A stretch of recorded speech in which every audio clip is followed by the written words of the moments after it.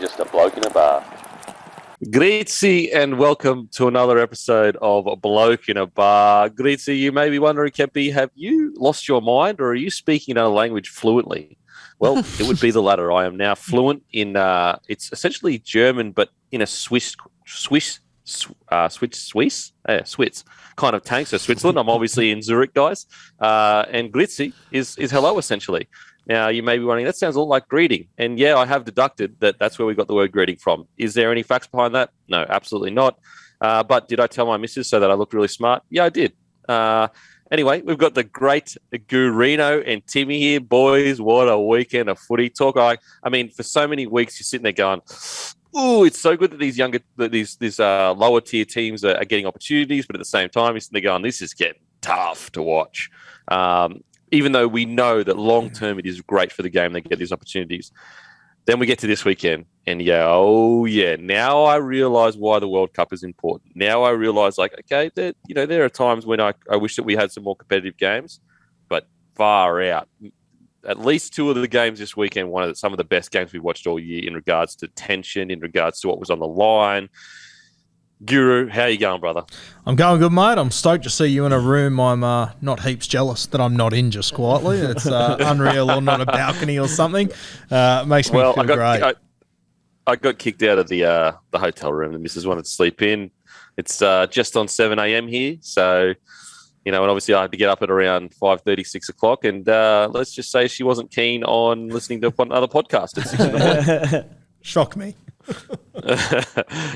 Timmy, mate, how you going, brother? Campy, mate, I think I'm in the best room in the world. I'm surrounded by cases of bloke beer, and I couldn't be happier about it. So, pretty happy. And as you said, on the footy, you're right. The group stage was fantastic. I love so many great moments from it, but we got through to the knockouts on the weekend, and there was just some ripping footy. All the time and development put into these sort of lower tier nations over the years. We saw Samoa and Tonga play an absolute belter overnight.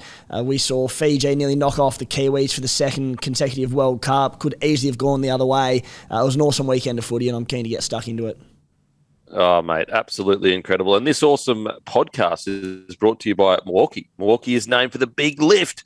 And when I say they go the big lift, I mean the range they provide gives professional tradesmen the heavy-duty power needed to take on the most challenging applications.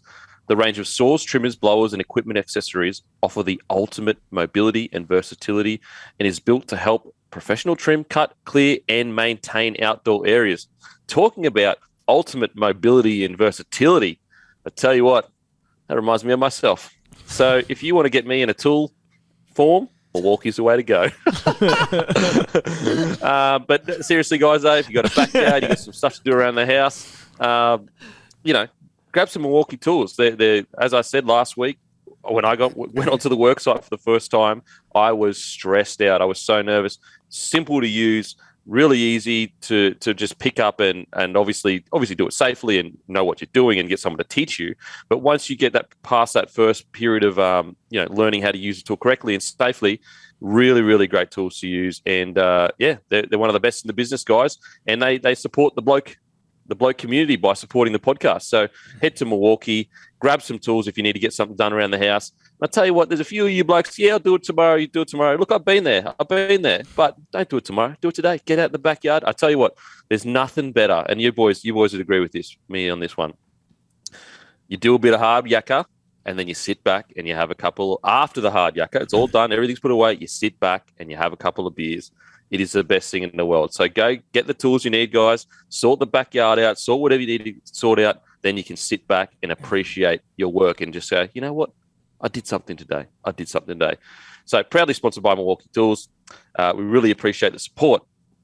Also, Legionnaire hats due to incredible demand. And I don't know whether it's trolling because, look, do I look the best in those hats? Not really. But they are utilitarian if I ever saw one. People absolutely loving the Legionnaire hat. So we've decided, you know what? We were going to drop them a bit later in the month. You can see the great Gurino there holding them up. We're going to drop them later in the month. We thought, you know what? We're going to drop them at 6 p.m. on Wednesday. There's a limited amount. It is not a pre-sale. Once you order them, they come out in 2 to 4 days max. Usually it's not a pre-sale. So pre-sale, when we say pre-sale, it means that we take the orders and then we print the amount to the orders. But when we say sale, it means we've got a certain amount, and once they're gone, they are gone. Legionnaire hats, so good for summer. And people are absolutely keen as anything from. That is 6 p.m. Wednesday. Be there, limited amount, Legionnaire hats. That is on bloke.shop. We've also got a bunch of other stuff. We've still got some Bloke Nation shirts. We've still got the cricket summer drop as well with the Tongan cherries, the good areas. We've got the floppy hats that a lot of people are wearing. That's at bloke.shop, and they're already on the store. So if you want to go get them right now, head to bloke.shop. You can grab a bunch of great stuff on the shop for summer. Now, let's get into the first big topic quickly. NRL CBA deal. Not done yet. Really interesting. Look, this is uncharted territory in my recent memory. I can't remember a time when we've gone into a season, a preseason at the very least, where no CBA deal has been agreed to. On top of all of that, all of the club's licenses expire at the end of this year. And Abdo, I think, has come out and said this may take 12 months to get done. Look, this is not good.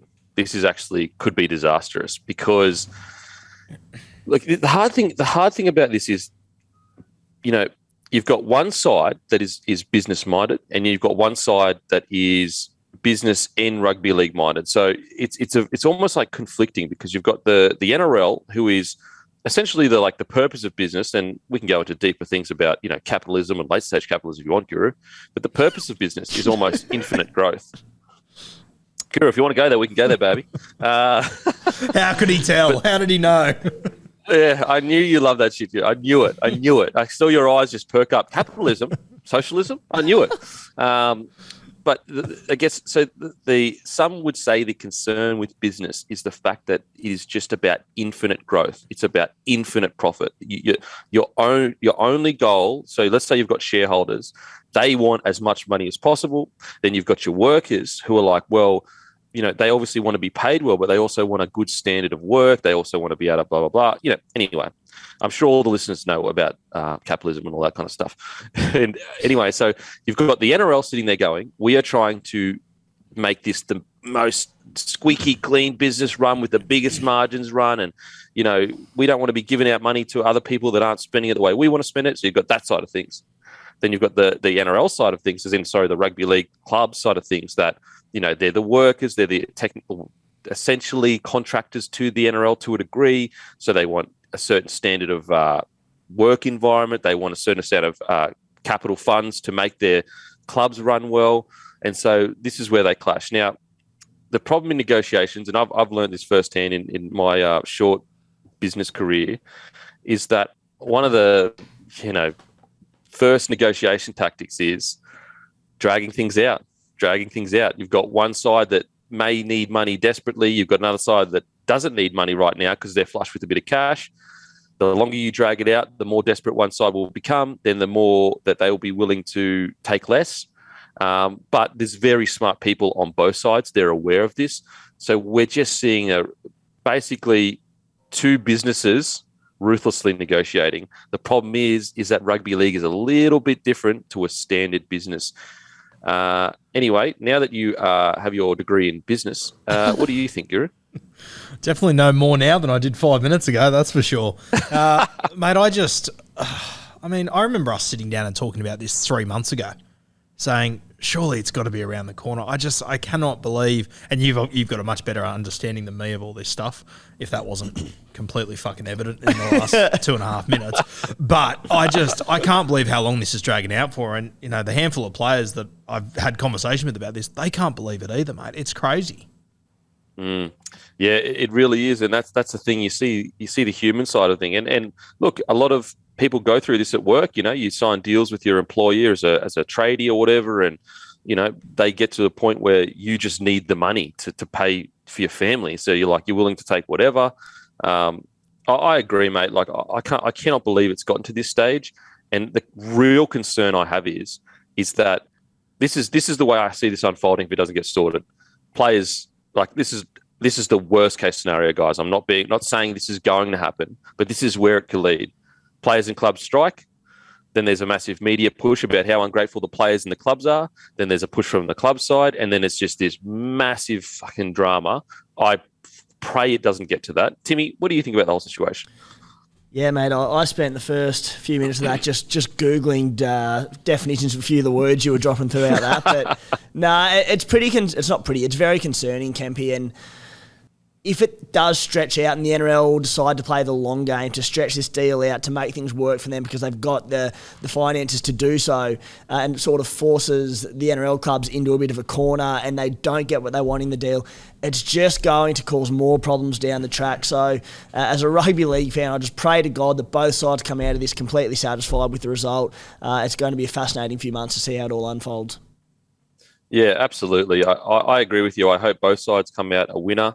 And I would just say if we start seeing articles about ungrateful clubs, ungrateful players, and just obviously you can have your own opinion on whatever you want, but just be aware that there may be certain narratives that benefit certain people, whether it's from the club's perspective, whether the clubs are being, painting the NRL in a bad light, or whether it's the NRL painting, whatever it is. Just be aware of the kind of undercurrents of what may be happening. The last thing I want, and you guys know that I am obviously an ex-player.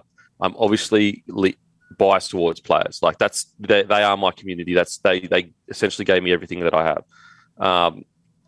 So I understand that you're going to say there's going to be some people that be like, the players are this, that, and the next thing. But I would just ask just to maybe realize that these guys are employees that have worked their whole life to get where they're at. And, when you start saying that footy players are entitled or whatever, we never say doctors are entitled, and yet a footy player has worked for far longer than a doctor ever worked to get his degree.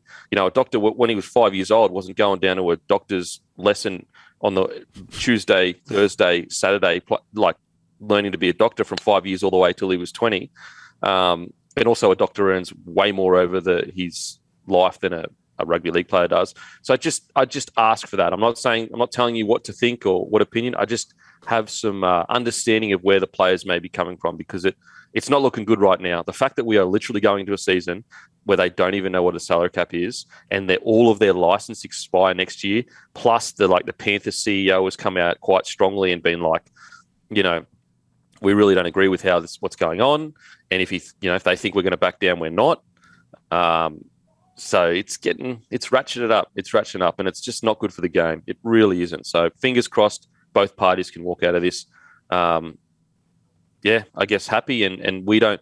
The last thing, the thing that I want is obviously I want the players because they have families. Everyone has families. Everyone's working, but the fans shouldn't be punished because of negotiations over X's and O's. That's the last thing that I really hope happens, where the fans get punished. But that's worst case scenario, guys. I think it probably gets sorted, hopefully before kickoff next season, but it's this season. Anything else on the topic, boys? Is there a legitimate chance that we might kick off the season and it's still not done, Kempy? Well, Abdo has literally come out and said this may take 12 months. Jesus Christ. Yeah, it said in the article that there's a high chance that it could be a 2024 CBA deal. Yeah, it's just not good, man. It's really, really not good. And that's why I'm concerned that we may see some action from employees, which are obviously the players. And as I explained earlier, it's hard because, the NRL is a business. They are trying to maximize profits and minimize costs. And, clubs who renowned to not make that much money and most of them lose money, they're trying to survive.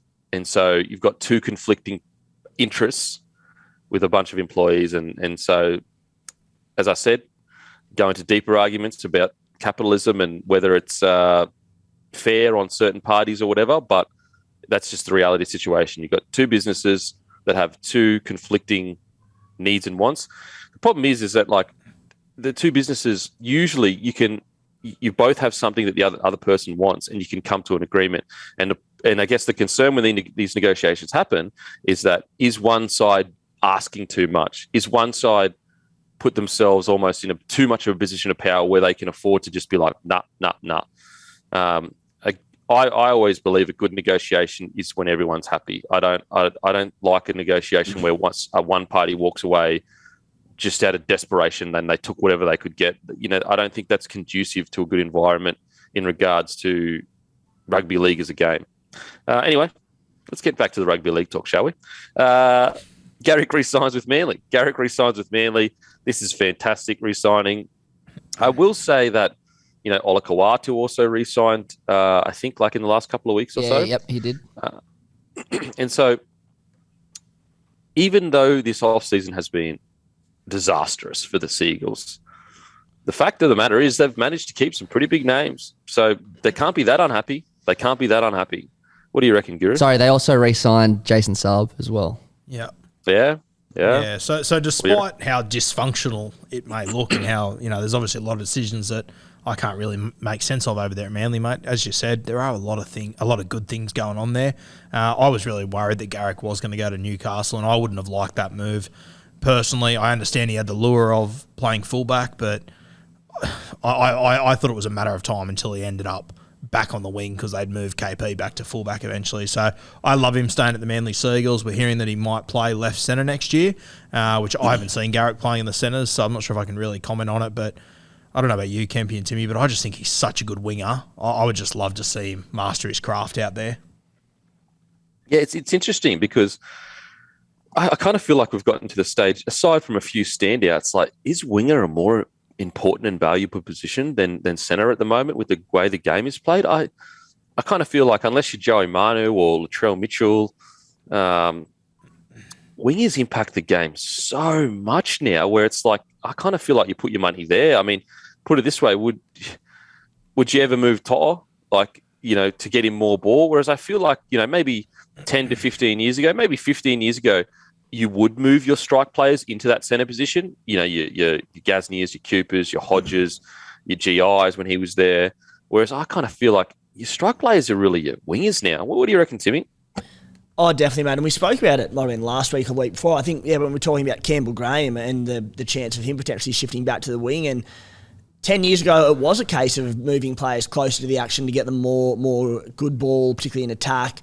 But nowadays, for all those reasons that we speak about week in, week out, with how important wingers are to sides, particularly their yardage coming out of their own half, it's such a vital... And they're also, they're running 20, 25 times a game. Centres, the average one's probably having, 8 to 10 runs a game.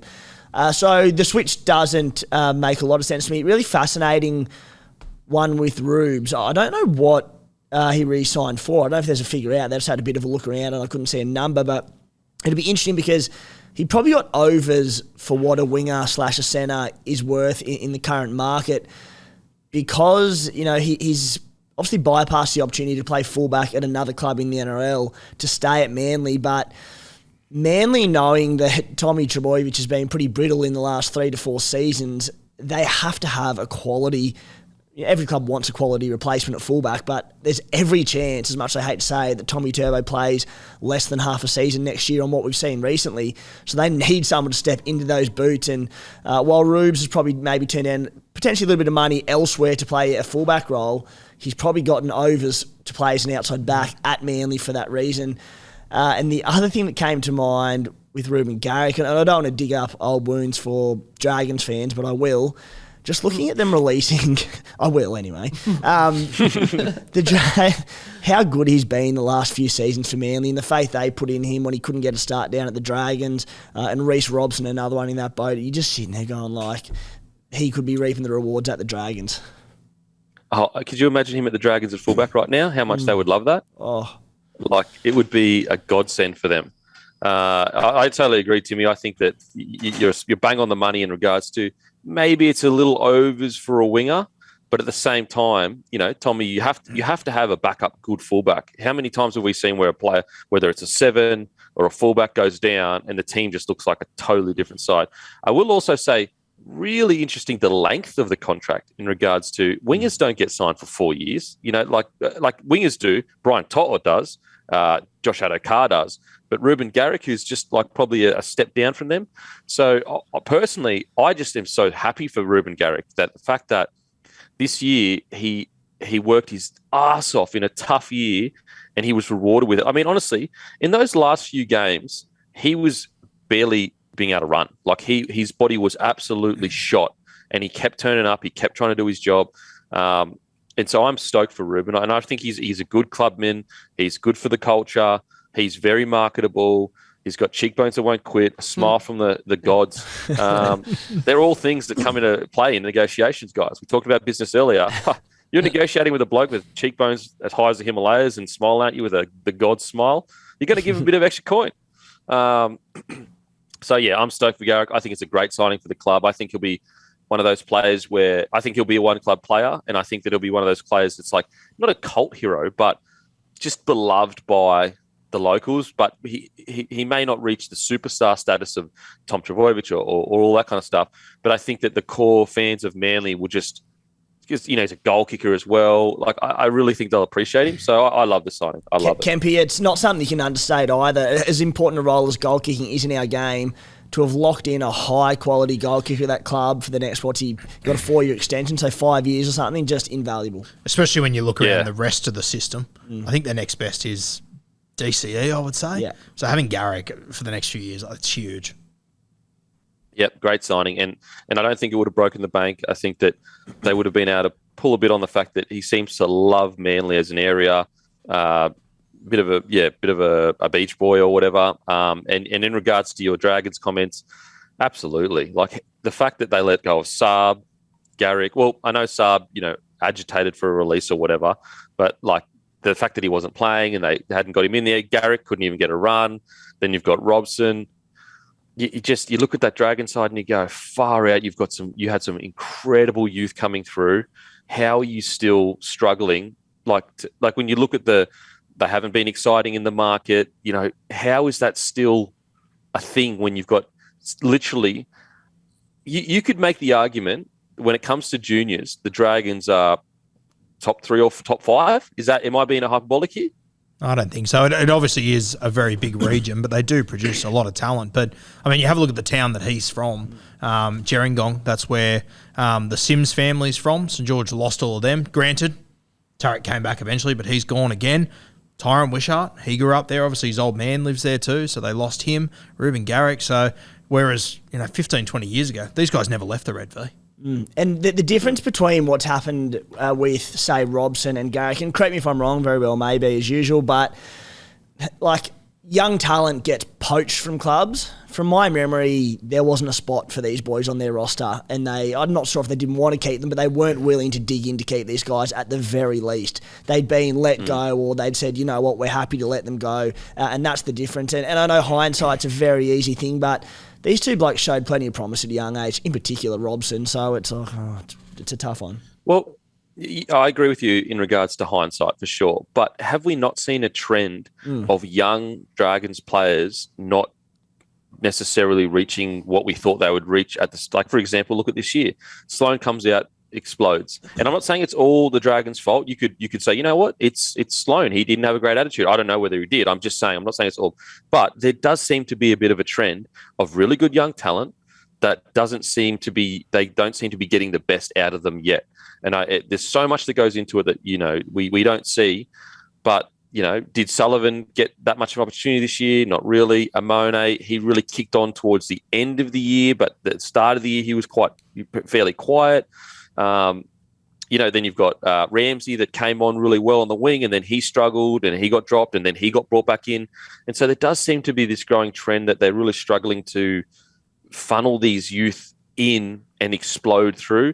Compare that to the best in the comp. Tungo, May, every young guy that comes in is just like Taruva. Look at that junior development. And these guys all played in the same age groups and the same like Queensland or New South Wales team. So it's not like those boys were just like so much better than them naturally. Not at all. It's just this. Sorry to put the boot into the Dragons at the moment because it's a tough time, but that's just the reality of the situation. That unfortunately right now their junior pathways just don't seem to be clicking the way they should be clicking. Anything else on that, boys? Yeah, no, without putting the boot in, there's obviously other, like they won an SG Ball a couple of years ago, and they've kept sort of the spine, but like Aaron Schott, he's already gone and he's been successful elsewhere. The centre for Lebanon was there, Brad Morkos, he's at the Canberra Raiders. He looks like a really talented young kid as well. There just seems to be so many that get away on the Dragons consistently. Yeah, it's... Look, the positive is they still do have so many good juniors coming through. It's just about fixing that pathway from, youth to first grade. It's so crucial. I mean, look at the Panthers. Like, seriously, every player that comes in there is first grade ready. Literally, the first step he puts on that field, he's a first grader. And if that isn't the best testament to a good junior to senior development, I don't know what is. Like, very rarely do clubs get that right where they come on the field and they're immediately a first grader. It usually takes, they come on, they play 2-3 games, they get dropped and all that kind of stuff. Anyway, also, beer shout-outs. We are on premise at Courtyard Bar in City Lane in Townsville. That's right, Courtyard Bar, City Lane in Townsville. We are on premise. I'm pretty sure that means on tap. Yeah. So head into Courtyard Bar, City Lane, Townsville. We are on tap there. Trust me, if you thought the beer was good in a can, I'm telling you, try it on tap. It is absolutely beautiful. We're also now being sold in Celebration Superstore Aussie World in Sunshine Coast. So if you're on the sunny coast, head into Aussie World and grab a case of Bloke In A Bar beer. Getting a lot of messages, a lot of messages saying, Kempy, listen to you. I went out and gave it a try. It's absolutely beautiful. I'm not even telling Pork. He's literally got at least 3 or 4 this just on Saturday. So make sure, if you haven't given it a crack, guys, head into your local. We've got a store locator on our website. You put in your postcode, boom, shows you the closest locator.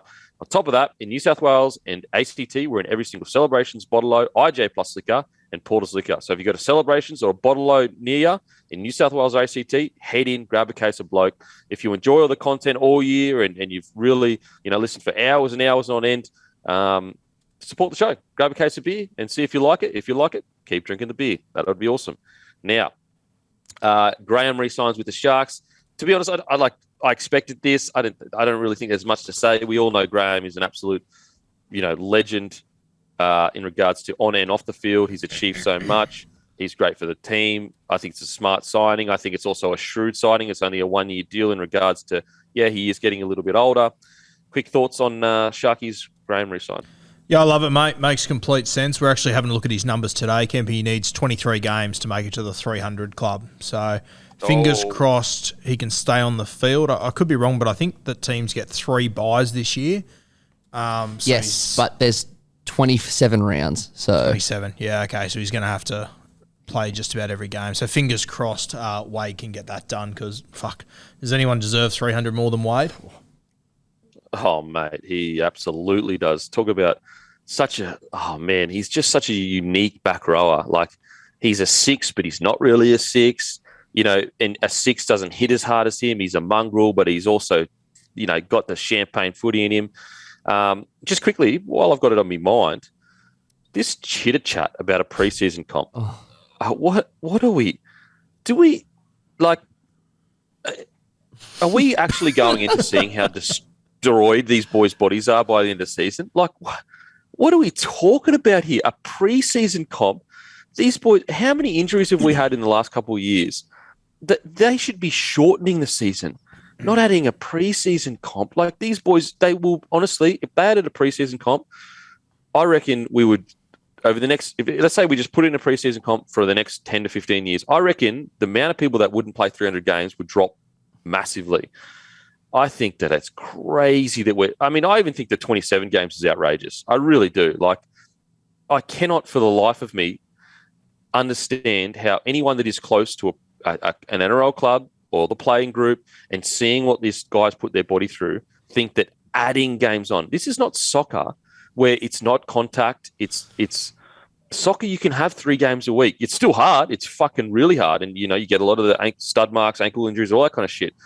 But it is nowhere near. It's like asking MMA fighters to fight more than 3 times a year.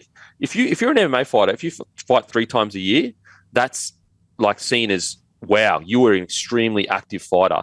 Now, I understand they get, it's a little bit more brutal, but it's not that much more brutal. It really isn't. I mean, every game, how many concussions we see a game now? 4 or 5? And concussion stuff is just getting scarier and scarier. It's amazing they want to add more footy. It's wild. It's crazy. It's like we put it this way. If you watch I'm not saying that rugby league is tougher than fighting, please. I'm not saying that at all. But you can watch an MMA fight or a boxing fight and no one gets knocked out or concussed. Tell me one NRL game where we haven't seen a bloke get knocked out or concussed.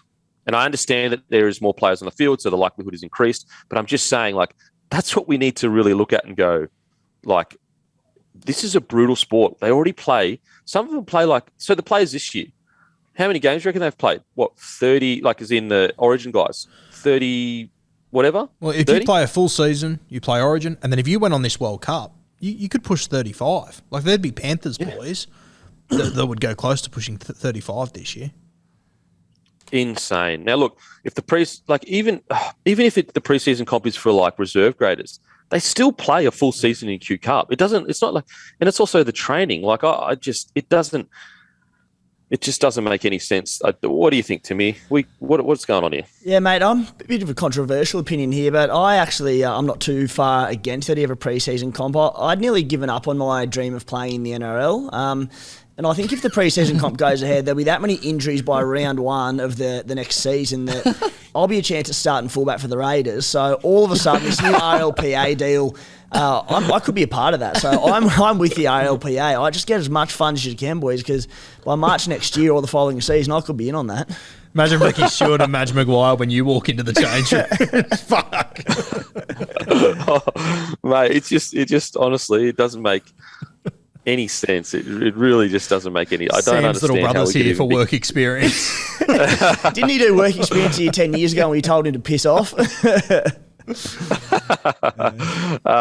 Yeah, I don't understand it. I don't understand. On one hand, we've been like so strong on this head high, and I believe too strong. But then all of a sudden, we're also like, let's add more. Let's add more footy. Let's increase the likelihood of contact. Let's increase the training amount. I would go as far to say and I've been a proponent of like, players understand that when they play rugby league, they're going to get head height. It's a part of the gig. Now, I like the measures that we're trying to put in place. Are they too vigilant? For sure. Like sometimes I think it's a bit too much, but I'm willing to go, you know what? I understand the positive nature of what we're trying to do here. I would even go as far to say it's actually not the games where you get the most head knocks and contact. It's in training. And I think the NRL should, if the NRL, instead of adding more games, they should actually be going to clubs and saying, you're only allowed to have, like the NFL does, you're only allowed to have X amount of contact sessions in a week. Now, yes, I understand that some clubs are going to try and, bend the rules or whatever, but at least it's a step in the right direction. This is a step in the opposite direction. How many times over the last couple of years, like 2 years, have we heard coaches come out and say, I literally don't have a squad? Mm. Now, maybe it's just recency bias. I don't recall, yesteryear very often hearing a coach going, I don't have anyone to play. Like I've got to call, we have our coaches doing opposed sessions. Maybe it's recency bias, but I just feel like it's increased quite a bit. Tell you what else is going to be interesting. Obviously, as we said, the teams get 3 buys this year. I cannot wait to see what happens when the NRL brings out their draw. How filthy are you going to be if you get your bye week 1? Compared to all these other teams that get to use it smack in the middle of the season. How on earth are they going to make that decision? It'll be the Raiders, mate. You wait. We'll get shunned by the big cheeses up north in Sydney again. You wait. Apparently that's coming this week. The draw. Ooh, it's going to be carnage. Yeah, because Knights have been rumoured to miss Magic Round because they allegedly have the lowest.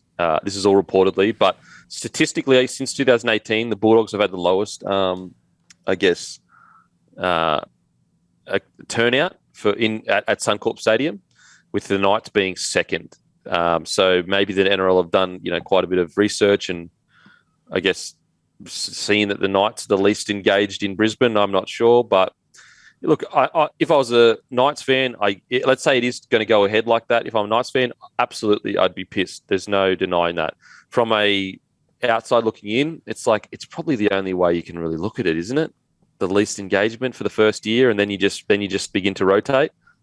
Oh, mate, the way that I don't know if they would have liked it or not, but I thought it would have maybe made sense to give the bye to the Warriors.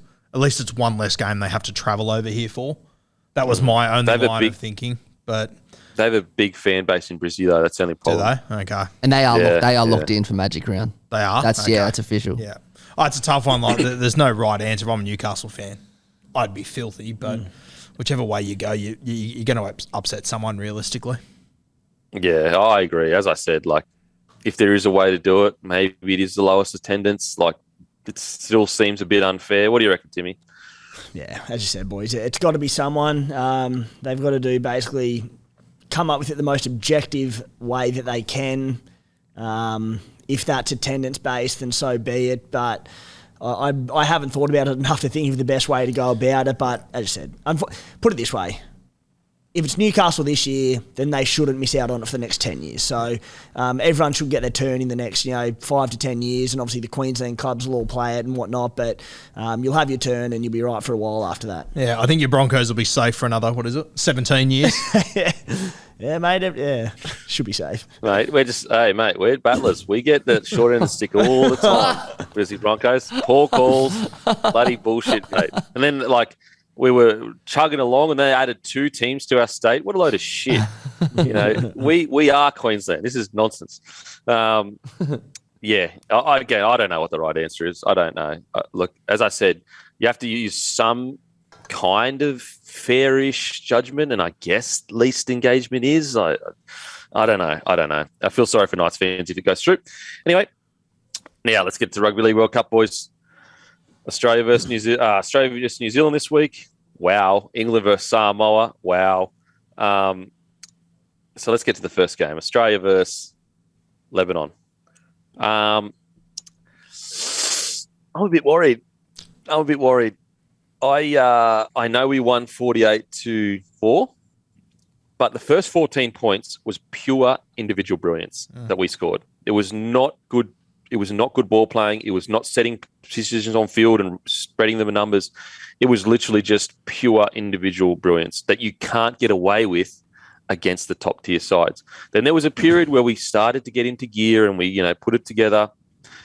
But this is now, I'm very aware there's a possibility they come out this week and they look fucking smick as anything. I'm very aware of that. Mal would know more than me. But this is my concern with the chopping and changing of the halves each game. Now, I think it was good to give the Panthers boys a rest game 1. But I just wonder, and this is hindsight speaking, but I just wonder, would it have been as clunky if Cleary Munster was the halves as quickly as possible? I'm not sure what the answer is to that, but it's absolutely got to be a question, guys, after watching that game. What do you think? Yeah, I agree, mate. I think clunky is the right way to put it. 48-4 is a good scoreline, but and I know they haven't played a heap of footy together, but Cleary and Munster, to me, it's evident that they haven't played a heap of footy together. I think it's really obvious. And I'm the same as you, mate. I was really nervous at the end of that game, but then, and we'll talk about them soon, watching New Zealand play, they didn't look fantastic either, to be honest with you. And both teams, as you said, can run out on Saturday morning or whenever it is and look fantastic. We all know what they're capable of. But at the moment, I'm really not sure how this game is going to go. When I have a look at the Kiwis side and the Kangaroos team, I think they're very close, and I think it sort of comes down to individuals for me. Your Latrell Mitchells, your Josh Addo-Carrs. But yeah, mate, I'm a little bit concerned as well. I thought we'd be looking better than this at this point at the start of the World Cup. It's not about the score; it's the way we got it. Yeah. If we got 48-4 with a fucking clinical, just precise domination, then I would be like, because there was a period there where Lebanon, and it was in the second half, Lebanon had more play the balls in our 20. That's outrageous. That should not be happening. They should be barely getting a play the ball in it. Now, this is not to disrespect Lebanon. I thought they were amazing. What do you got there, Guru? I was just going to say, it's the second week in a row we've made more mistakes than the opposition. We made more mistakes than Italy last week. We made 14 errors in this game, and Lebanon only made 11. And I know people will be thinking, oh, yeah, but Australia had more ball. They had 52% possession. You shouldn't be making 14 errors at the end of the day. Oh, mate, what are we talking about here? We're Australia. We're supposed to be absolutely blasting teams off the park. Timmy, what do you think? Are we alarm bells too much or what? Yeah, look, I'm not overly concerned. I do think, and the more I talk about this, I feel like I've just been blasting poor old Mao this entire tournament for selections and a few things he's done for a bloke who hasn't looked like losing a game and could potentially cruise to a World Cup title. So I'll give him that. But your boys are on the money with the chopping and changing halves when Cleary and Munster, who'd never played together, clearly needed time to form a partnership, and we've been been the subject of a few jokes with the amount of times we've dropped the word cohesion in this across the World Cup. But that is what it is. It's about building cohesion, particularly amongst key combinations. And then I think he played DCE and Cleary the match prior in the final group stage game. In this game, he takes Teddy off at halftime, brings DCE back on and goes Munster to fullback. It's like, surely, if anything, you just get them 80 minutes together in the quarterfinal. Yes, look, we were going on to win that game. We weren't going to lose it, but we needed time to put these guys together. And I just don't understand why he's gone about it in the manner that he has. So I think if we are clunky for, what's the do or die against the Kiwis, to a degree, I think Mau's got himself to blame because he hasn't given these combinations a chance to flourish. Yeah, and when you look at the score in the second half, it was like 12-4 or something. Like, second half of rugby league, Australia beat Lebanon 12-4. That is crazy. And I know a lot of people are going to say, like, oh, you're being alarmist, and come on, boys, like, they'll click into gear. I honestly, I think they will click into gear, but you cannot tell me that performance didn't raise a lot of concerning questions in regards to cohesiveness. And yes, it's a joke, and but put it this way: look at that England side. That is a side that seems very cohesive. Seems like they play very simple footy, but they get to points on the field. They pull teams apart. Now, are they as individually brilliant as Australia? I don't think so. Matter of fact, I think there's quite a substantial gap between the individual brilliance of the Australian side and the England side. But are they playing more as the most as a team of any team in the comp right now? Absolutely. I'd say absolutely. And the concern is that if, let's say we fortunately beat the Kiwis, who we know, the thing with the Kiwis, we know they can just turn up out of nowhere and do something special. We know that. So we can't take this for granted of like, oh yeah, they played really poorly against Fiji, we're going to be sweet. If anything, it might have been worse for us because now they're going to be angry. And so then you go, okay, let's say we do get past the Kiwis. Do we have enough individual brilliance to be better than the cohesiveness of the England side is the concern. Now, I still think Australia are favourites. Maybe that's bias in me being an Aussie. But it just surprises me that you get through a half of footy. Yes, you're up by 30 points or whatever, and then you put Munster to fullback. Like, what's the point of that? Like, how does that help Munster? How does that help Cleary? All it does, like, it helps DCE get some more game time. I don't see how it helps the squad, in my opinion. And look, I know we're probably going to be proven wrong this week and they're going to come out and absolutely fucking kill it. But right now, with the information we have, I personally think it was a bit of a concerning game for me. Even, for example, like, I thought Cleary actually played pretty well, but like, his kicking was off and it has been off. And I'm like, is he feeling a bit like the pressure of, is this my jersey? Is it not my jersey? Is this my team? Is it not my team?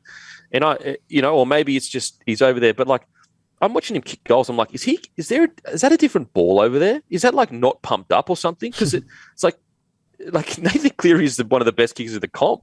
Mate, he's hardly making the distance on a lot of them. It's very strange to watch him kick at the moment. Like, you're watching and you're like, it's accurate, but that's not going to make it. And it quite often doesn't at the moment. Like, not making, you know how easy it is for a kicker to make the distance? And we're talking about literally one of the best kickers we've seen since Cooper Cronk, arguably better. Like, it's just, it's bizarre. Maybe it is purely a Nathan Cleary thing, but I just feel like from the get-go, in my opinion, it should have been like, Cleary, mate, this is your team. You're the back-to-back 7. You're the next fucking GOAT, essentially. This is your team. Take it and run it. And what's interesting is that Cooper Cronk actually, said similar sentiments of, was it Cooper or Mickey Innes? Anyways, one of them said, like, you can't really give Cleary the side. Don't have him, am I 7? Am I not 7? What do you got there, Guru? I was just going to say, like, I don't understand, as you said, Kempy, why they moved Munster to fullback. I mean, you've got Val Holmes, you've got Latrell, you've got 2 guys that can play fullback. I can't fathom a reason why you wouldn't just give Munster and Cleary more time together. I don't understand what we gained in any way, shape or form out of moving Munster to fullback against Lebanon when we were home. Mm. Yeah, it's just bizarre. And like, it's almost as if this push of oh, I'm still not sure who the 7 is. I'm still not sure. You know what I mean? That's that seems like the only purpose of putting DC on the field. Like, as you just rightly said, Valentine Holmes can go back to fullback if Teddy needs to come off. Yeah. We've got Tuolangi, we've got Campbell Graham, we've got Latrell Mitchell, we've got Jackie Whiten. Fucking million centres and outside backs that could get a run. I posted something about it the other day, and Latrell commented saying, we've been running with our best 17 on the training paddock for a few weeks, which I'm sure they have, but I'm sorry, it doesn't look like it. It really doesn't. Is it Allen Iverson? Is Allen Iverson? We're talking about practice. We're talking about practice. It's practice, man. Come on, man. Like, hey, Charlie Midd, love Charlie Midd, love him. And obviously, as all those players, like, they're going to be confident in their ability. And even Teddy came out and said, we still believe But the amount of preseasons I've done where I literally thought I was Darren Lockyer, and then I came out and got absolutely fucking towed up in the first few games. Like, games are what matter. Games are what matter. Mate, I think we're all in the same boat in regards to that. Look, it sounds too negative because there are a lot of positives. There are a lot of positives. When Mal didn't run Cam Murray out on the edge, I was like, oh my God, are you serious? But when he brought him on in the middle, I was like, I actually don't mind that. I actually don't mind that because of the speed of the play of the ball. And so I got to give Mal some credit there. I don't know if you guys agree. You may disagree. The problem is I want Cam Murray on the field for fucking 80 minutes. But anyway, another positive, Isaiah Yeo is absolutely incredible. Like, I know Josh Adokar by default gets the man of the match because of the 5 tries. But Isaiah Yeo, in my opinion, was man of the match. When the going was tough, he was the one that was really breaking things apart. He was absolutely incredible. Latrell Mitchell had some big moments. Cam Munster had some big moments. Tedesco, oh man, he's just a step above, isn't he? Honestly, like he's so good. He's so good. It's a joke. So there was some really good signs there. Like, as I said, like Nathan Cleary kicking wasn't great at times, but he still had some really delicate touches. So there were definitely some positives there, especially for like a 20 to 30 minute period. I thought that they really began to glue things together. That's why the change up for me is like, what? Yeah. It just started getting going. What about you? Who was the standouts for you guys? Yeah, mate, I think you covered the vast majority of them. As you said, Cam Murray, when he came on, he was really good. I know he didn't play in this one, but fuck, you can see a difference when Ben Hunt's not in the team, can't you? Are we, like, is he definitely injured? Or yeah, he was rested for that game because he played the 3 he had previous. A knee or something. Yeah, right. Well, he played the 3 previous games. That's what Mal said. So he'll be coming back into the team this week. Yeah. Would you not rest in the last game of the group stage and then play him in the knockout game? Yep. And then, I don't know. I don't get it. I'm sorry. Is Ben Hunt playing an extra 25 minutes against Lebanon? Is it going to be catastrophic? Like, I personally I understand he's played the 3 games, unless there is a niggle there, which we don't know about. But if not, I would have picked our best 17. I would have run out with our best 17 and played to our best 17 game plan. Honestly, and this, and maybe they were injured or whatever, by game 2, I'm picking my 17 and I'm sticking with them. Like, by game 2 of the World Cup. Game 1, I'm giving people opportunities. Game 2, I'm picking my best 17 and I'm sticking with it unless there's injuries or niggle injuries or whatever. But like, I do have this like quite strong feeling that we're all going to be proven wrong this week. Like, I got this strong feeling that they're going to come out, play incredibly, and we're going to be like, oh, you know what? Are we questioning a bloke that won 8 Origin in a row? Yeah, we were. But I would be lying if I didn't say that these questions are there for me. I would be lying if I didn't.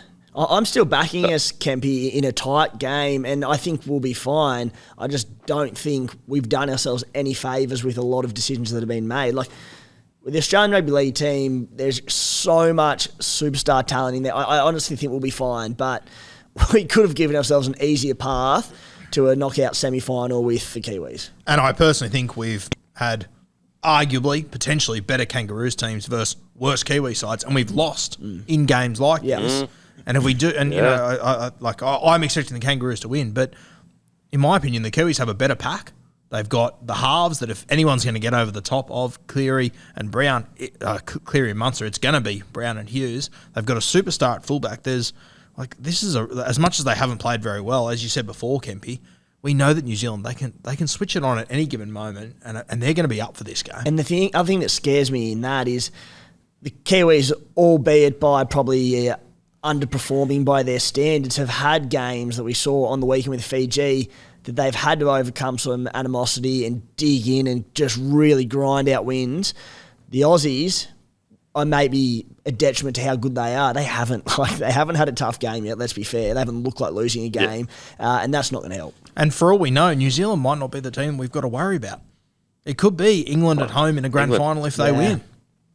Yeah, and I think that home factor, we'll get to it, but I think that home factor is becoming resoundingly more strong where you're going, these boys look comfortable. They look like they're just playing footy the way they've been playing it all year. So to be clear, guys, like we still think Australia are, I back them in to win the World Cup. But you summed it up perfectly, Timmy. I don't think, in my opinion, we've given ourselves the best run into this game against the Kiwis possible. Because like even little things, like even the question of, is Ben Hunt going to be as the 14? Like, would you put your house on it? Like I wouldn't. Like if I had a house that I owned, I wouldn't do it. Are we expecting, so if Hunt's on the bench, are we expecting the rest of the bench to stay as it was? So Pat Carrigan and Lindsay Collins, is that what we're anticipating they'll run with Jake Trbojevic starting? Surely. Yeah. I mean, once again, wouldn't put my house on it that I don't have. Yeah, but that's the thing. That's what I'm talking about in regards to, like this is how. Anyway. I thought Harry Grant was really good too. Far out, he's special. He's so fucking when he's electric out of dummy half, it just is a sight to behold. There really is. There's really not many players that I can recall that play like him. I just can't.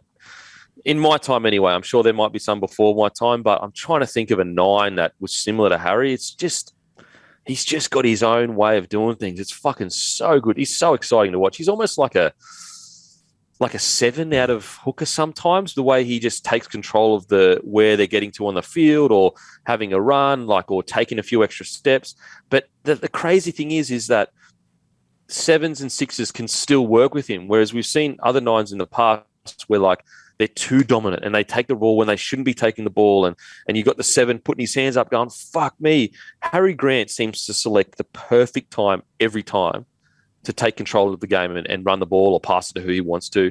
Outside of that, Liam Martin was really good. Angus Crichton has been good. Stoked for Jake Trbojevic. The thing is when you look at this team and each person, individually, they all played pretty well. Individually, they all there was a couple errors here or there, but individually they were all pretty good. It's just a bit, that doesn't seem to be clicking as much. Josh Addo-Carr, I mean, is he a lock-in for Origin next year no matter what, or what are we talking about here, boys? I'm not sure if he is, to be honest with you. I want to say yes, mate, but I don't pick the fucking team. We know who picks the team, and I can't say anyone's a lock that's not named James Tedesco, I don't think. Yeah, who absolutely knows with it. And apologies for sounding like a broken record on this one and my roaming outside backs rant. It's at least once a week on average, sometimes twice. But when Addo-Carr supported for that try through the middle, I'm just sitting there going, oh my God. Imagine him coming out of his own half just supporting in around the ruck. We know the Fox, he's so quick, he gets an inch of space, he scores every time because no one can get near him one-on-one. The doggies should be taking note and going, when possible, I know, Kemp, it's important, you've spoken in the past about holding your width and all that, but when possible, like the Aussies did, you've got to get him roaming in around that ruck. And shout out to Josh Addo-Carr, that try that he scored through the middle, he played the ball. It's not very often you see the guy that plays the ball, gets back up. You can talk more about it, Kemby, but I imagine most wingers, if you get to play the ball on third tackle in the middle, you're sprinting straight out to your wing to get back out there. Fox he's still just alert of what's happening and put himself in that spot. Oh, yeah, for sure. And it's a good example of, not always good to have a 100-kilo winger that can bash the fuck out of every run he has. He makes 20 metres because of the post-contact. Sometimes those small wingers that are super fit, they can do things like that. Now, boys, maybe I'm getting hyperbolic here, but I this has been like something that I've been thinking about this for a couple of years now, where I'm I lean into it and I go, oh, no, I better not. But is it time we start considering Josh Adokar one of the greatest wingers of all time? I don't think it's unfair, mate. He's obviously, achieved so much at Melbourne. What's his try scoring record, Matty? What sort of ballpark are we in now? I personally think he's up there. I don't know if I want to put him in with like Wendell and Lottie and these sort of guys, ET and those sort of fellas. But well, I ask you this. What has Wendell done in rugby league that Adokar hasn't done? Yeah, that's fair. I think it's, and the point you made before, Wendell was the 100-kilo monster who could beat the living shit out of you, and he could also run as fast as the wind, so it probably makes him a little bit more intimidating. But yeah, I mean, Fox, he's dominated Origin, he's dominating Kangaroos. So he's got 118 tries in 150 NRL games, and then Origin's similar, 12 games, 10 tries. And how many premierships has he got? What are we talking, 3? So he won two. 17 and 20. Yeah, 2. Yeah, wow. I don't think it's unfair, Kempy. How old is he? I know, 27, I think. 27. Wow. So again, I understand that like people, they don't really want to go there yet, and I get it. I'm not saying he's the greatest, but I think there's an argument to begin to be made that he deserves to be in that conversation of one, at least like in the conversation. Timmy, am I getting crazy here or what? Not getting crazy, no, mate. Like, his record speaks for itself. You boys just rattled off a shit ton of tries, a couple of premierships. What's he had? 12 games for the Blues. In 2 weeks' time, he may be a World Cup winner, and he could be finishing the tournament pretty likely as the top try scorer. Dom Yong's not too far off him, but looking that way. So his credentials speak for themselves. As you said, probably he'll be in the conversation 100% by the end of his career. He could be one of the greats by the end of his career. I hate recency bias, and I hate getting too caught up in things off the back of 5 tries for your country, but you're not being crazy by talking about it, Kempy. And I mean, he might get top try scorer. Mate, for me, he's my favourite for player of the tourney at the moment. Yeah. Yeah. And I just think that one thing we're forgetting, boys, is he's most likely going to break the most tries ever in a World Cup for an Australian player. He's a try off it. I'm pretty sure he's a try off it. He's also he's also 27 with 51 career tries. Like another 6 or so good years in him. I think that if he can have real success at Canterbury, that really changes the conversation. Like if he can win a comp at Canterbury and be as important to that team as he is right now, like we're talking about him as a potential captain next year. Not many wingers at 27. Yeah. I was about to say, we are talking about Adokar as the captain of a club. Tell me another winger that you would send to another club and you would consider, we would be going, yeah, the winger should be captain. I just think he is the perfect modern day superstar. Hasn't really done anything that bad off the field. He's super charismatic. He's super explosive on the field. He's a highlight machine. Like, what else could you want out of a winger? Honestly, what else could you want out of a winger? Like all good superstars, he started at the Tigers. Oh, you had to do that, Guru. Sorry, Tigers fans. We should have, trigger warning. I just think that I just want to give him his flowers while it's at the moment, because I don't think, I know everyone, like, he's kind of like this in his own lane of superstar, but I just don't know if anyone sits back and goes, hang on a sec, this bloke might be one of the greatest wingers we've ever seen.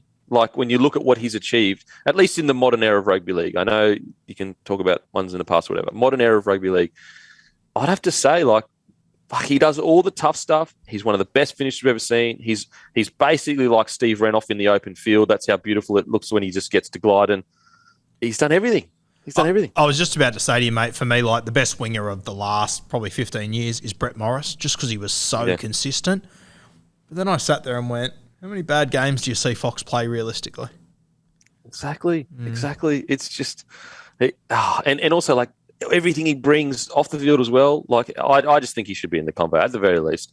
I'm just such a fan of the Fox. Like, I'm such a fan. He's just so good for the game.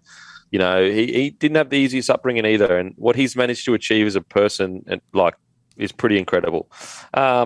Anyway, I think that shout out to Paddy Garrigan, came on 31 minutes, 123 meters. Fuck, he's a dog. He's a dog. Thank God he's a Bronco. Now Lebanon. I mean, I don't really have that much time. Sorry, guys, but I just want to give them a massive, massive wrap. What an incredible series! And think about the confidence, and also think about a lot of young Lebanese boys and girls that watched this tournament and said, "Oh, I want to try rugby league." We have a massively growing Lebanese population in, especially Sydney, but in Australia, Lebanon, incredible. What an incredible series. And Chica, what a great coach. Because, if there's one thing the best thing they did, and Mitchell Moses and Dwahi, I think you say it now, they weren't out-coached by anyone. That's for sure. Their systems were good. They were getting to the right place on the field. They won the battle of field position against Australia. Think about that. They won the battle of field position against Australia. The difference is we got Val Holmes running for bloody 260 metres or 50 metres or whatever. Fuck, he was good. We got Latrell Mitchell, who was just, you know what I mean? That was the difference. They won all these things that coaches coach and that players lead. So massive congratulations, Lebanon. Just shout out to Lebanon. Obviously, they took on the Kiwis after 50 minutes. It was 18-12. And what was the second half against the Kangaroos? 18-6. Jesus. To think they're even in the conversation of staying 1-12 on both the Kangaroos and the Kiwis in a 3-week span, unbelievable. Michael Checker takes Lebanon to a quarterfinal in a World Cup and rattled some big teams, plays a quarterfinal against Australia, and then 2 days later, goes and coaches the Argentinian national rugby union team to a win over England. That is mind-blowing to me. I knew that he was the Argentinian coach, but I assumed that when he was looking after Lebanon that he'd given up that role or whatever, and then someone said, yeah, in 2 nights' time he's coaching against England. I was like, holy shit, that is impressive. Yeah, and it's not against some tiny team either. We're talking about England, and they're considered one of the top 3 teams in the world, and he went there with Argentina and beat them. It's just incredible. I mean, I know it's a small sample size, and I know he'd be getting paid way more to be an international coach, but I tell you what, if a club needed a coach, I'd be at least interviewing to see how much he knew about rugby league, because he seems to be a very good man manager. Matter of fact, Mitchell Moses came out and said it's the most he's ever been out. He's never had a coach get him up for the game the way Chica did. I get stressed out if I'm tossing up between a bloke mid or a bloke full strength. He's got 2 national teams to worry about. Oh, crazy. No, thank you. So massive congratulations to the Lebanon side. It's just incredible. So good for the game. Now, on to the next game. England versus PNG. I was watching this game in the first half. Guru, Timmy, I got to admit, I wasn't wearing any boots, but I was shaking in them. They started fast, didn't they? Holy shit, that first half was red hot. And it wasn't just lucky stuff or really poor play. Don't get me wrong, PNG did play poorly.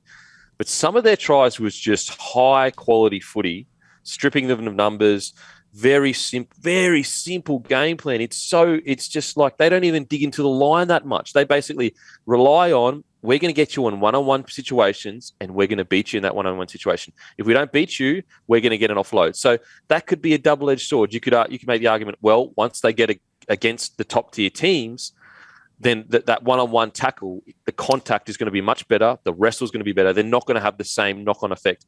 But they've already played Samoa and proven that they can get the job done against them. I'm not saying that they'll win this next one, but I mean, I'd say they're going in as heavy favourites for sure. England were, especially the first half. Second half, a bit disappointing. But first half, I'm impressed, man. I'm impressed. And Georgie Williams, far out. Impressive. 38-0 after 25 minutes it was. They just blew. I felt sorry for PNG. Fuck, I reckon they've been tough this entire World Cup. They're just not a team that deserve that, to be blown off the park like that early. And, mate, as I said before, I think we're talking about the Aussies and the Kiwis. I hate it, but I'm getting more and more worried that this is the team to fucking watch out for. Mate, I'm with you. As I said, don't even own a pair of boots, shaking in them. Timmy, you own boots? I do own boots, a bit of dust on them, mate. But yeah, they're just clinical at the moment, aren't they? Everything they do. We said after that first game against Samoa that their game plan's very simple. They're not overly expansive in the way they play their footy, although it probably looks expansive at times because of the amount of times they're getting through the line and they just have numbers coming from everywhere and they're throwing balls out the woo-ha because they've gone through the line. But they did that against PNG on the weekend in quite heavy rain at times. Like, it was very wet out there and they were still just making things look incredible. Again, back to that word cohesion, so cohesive. Everyone is just on the same page, playing the exact same brand of football. Very worried, mate. Mate, Tom Burgess in the first 20 was like a man playing against kids.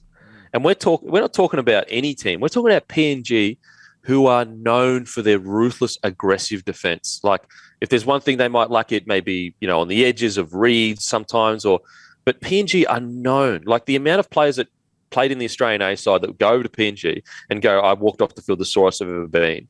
For Tom Burgess to do that to that side, like, absolutely incredible. Johnny Bateman was amazing. It's just, like, again, the second half, a bit clunky, but I thought the coach kind of summed it up quite well. At the end of the game, he said, I'm not going to let the second half get too involved in the second half, because if you had told me this morning that we would have beaten PNG 46-6, I would have said, I'll take that any day of the week. And I think that's probably a pretty good attitude to have, because you don't want to get too negative now. It's too late in the game to be getting the boys down and fucking towing them up in fitness or whatever. You need them right and super high like they were in that first half. What about Tommy Mackinson? He ended up scoring 5 tries and he nearly broke the record for amount of points scored by so he broke the record for amount of tries scored. He nearly broke the record for the amount of points scored. Mate, this England side, look, maybe the World Cup side on paper last one was better, but I don't know, man. Far out. It's as an Aussie, it's concerning. It's concerning. You mentioned the winger, his first try. What about the touch from Sam Tompkins to get that kick through? He was running to the left. He put it on his right foot, and he just put it straight through the line. It was a perfect kick. You can't defend it. It almost wasn't through the line. It was in between the line. It was played so through weird. the line. It was it couldn't get better than that. Yeah, no, absolutely. Like, everything is working for these guys. Like, Wellesby, I love his energy. He's super aggressive. I think Elliot Whitehead has just been really good for him, like, just a stalwart of the game. Johnny Bateman has been outstanding. Victor Radley, like we said at the start of the game, the whole series of, like, and it was no disrespect to the Super League side, but we were just like, Radley's going to take them to another level. And has he not taken them to another level? Like, he is just that extra bit of touch, that class in the middle. It's kind of like Isaiah Yeo is to Australia, really. Like, he really is delivering that kind of punch that Isaiah Yeo is. Now, I think Isaiah Yeo played better on the weekend, but over the whole tournament, I think Victor Radley's really brought what Isaiah Yeo has brought to Australia. Look, it's exciting for England. It really is exciting time. If they don't win this World Cup, the springboard they'll get into the next one will be absolutely incredible. It's not even that old of a side, really. Well, yeah, and that's the other thing. There are so many young guys in this team. Like, how much we're talking about Victor Radley. He's going to be at his peak at the next World Cup. So they're building something pretty special. I just thought too, mate, shout out to Callum Watkins. I think he's played really well throughout this World Cup. He came out and played for the Titans a couple of years ago and just looked so far out of his depth when he was here, and it was a bit disappointing. But seeing how he's bounced back and how well he's playing in this World Cup, I've been really impressed with him.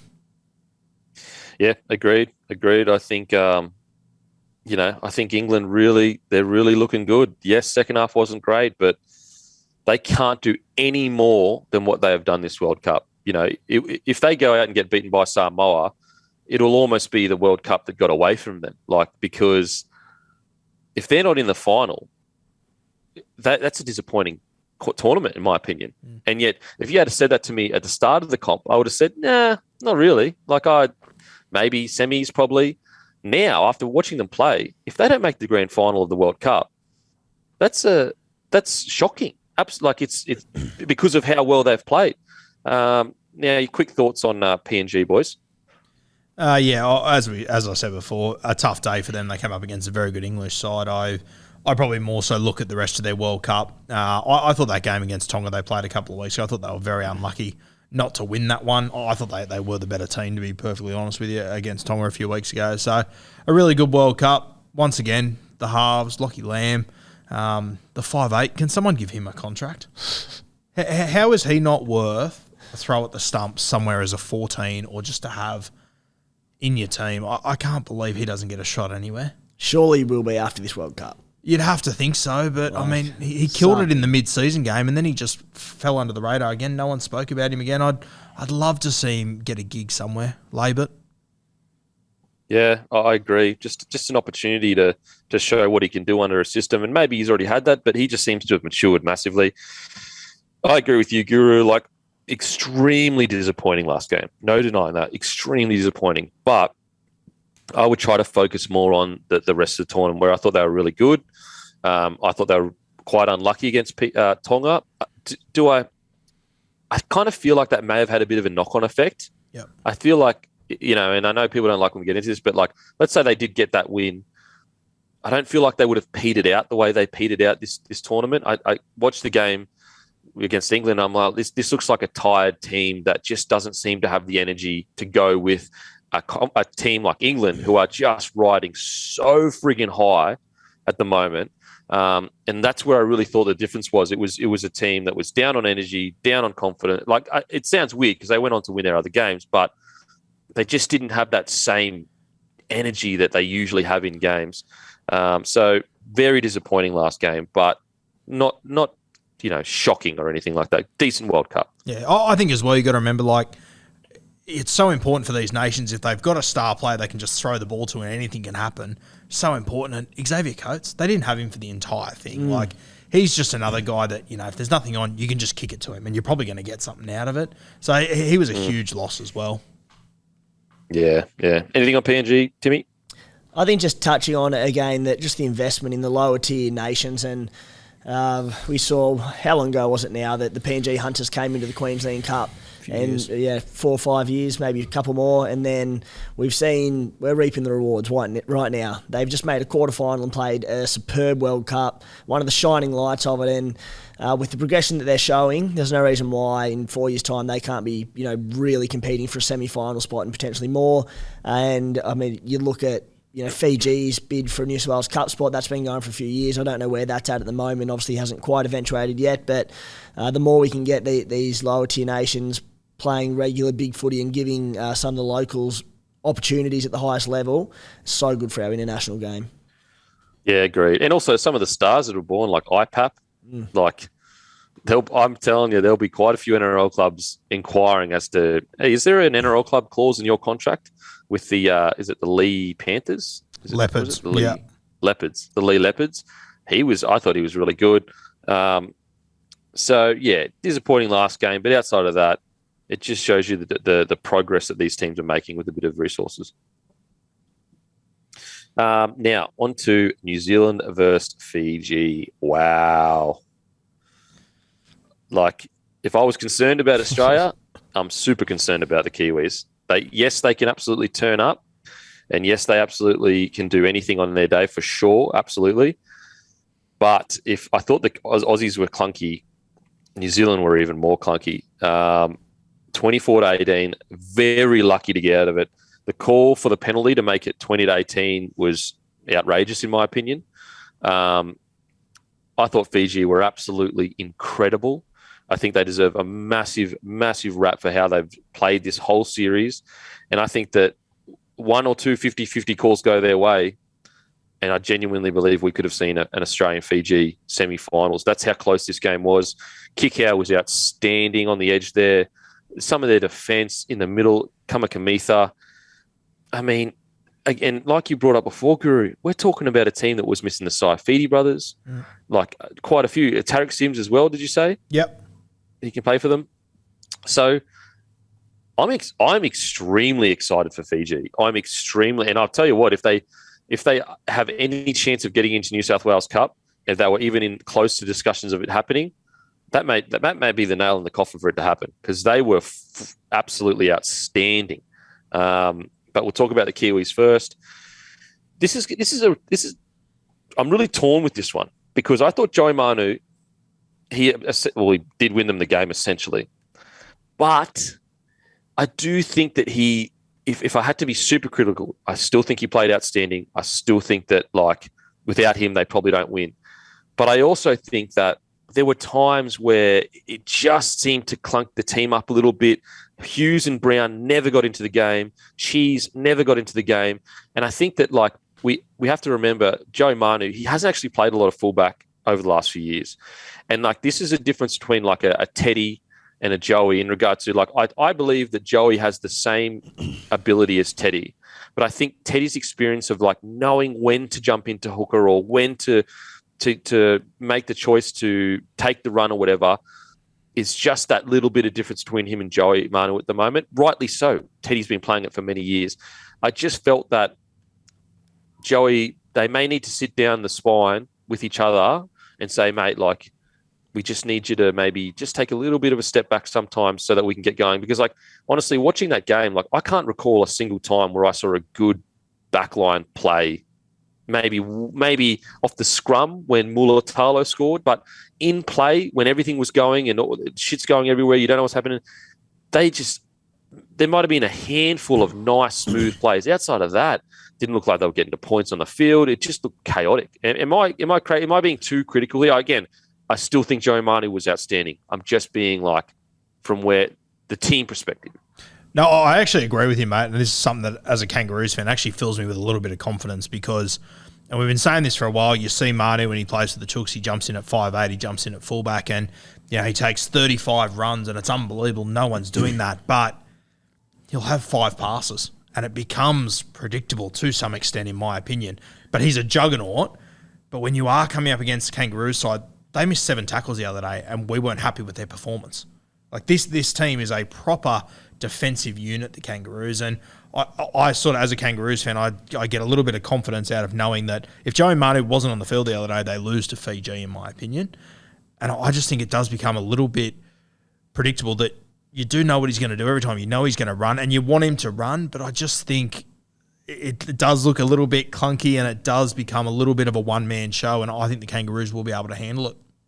I'm so glad to hear you boys say that because I was so torn at the end of the game. I was like, in my notes from, I was like, Joey Manu, underwhelming, probably in attack, disappointing me a little bit. Then I'm like, looked at the stats, he ran for 348 metres. I'm like, you can't say that about someone who runs that many metres. Then for you to come out and say it straight away, Kempy, I'm like, I felt similar because, and again, you both said it, without him, they probably don't win the game, so it seems critical. But I just think, and it's another thing we've spoken over and over about, and it is his lack of ball-playing ability, which I don't know if he doesn't have it or if he's just such a run-first, pass-second mentality that he doesn't ever pass. But as good as their backline is and their halves, and they're lacking the polish of that last pass, which Joey Manu doesn't do.